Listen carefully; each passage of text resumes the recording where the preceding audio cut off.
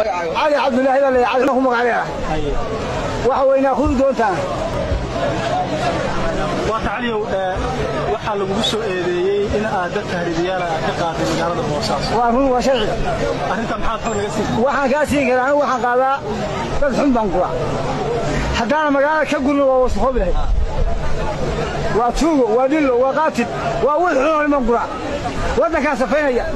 buntland waxaan jeclaan lahaa inay idisa dadka ku gure wix xun ka qabtay وحمينا دينا والله بالله تلا يا رمتني شيء وحمينا والله حدي مقال الله بيقول لي ولو كذي والله سبحانه والله يواني الصومالي يوم بعد oo soo dhaweysay waxa علي markii kugu horeysay عليسا inta kala wadeen tiraahaan dhamaay ya dadka wadeen dadkan waxay ahaayeen 8 iyo 78 qof oo waxay yihiin ormo ah iyo tigreey isku jira iyo laba nin oo Soomaaliyeed in ciidan ka qaada marka dadka mareero diyaar baa loo tiri waa naga tagtay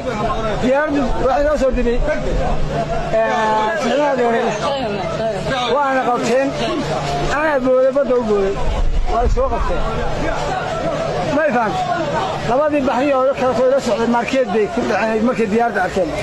kuwa bahriye ma bee bahriye ma laba kali ma bahri aniga ka doonto ka loo dadka ma hani hadii bahri ku yaado yaqaano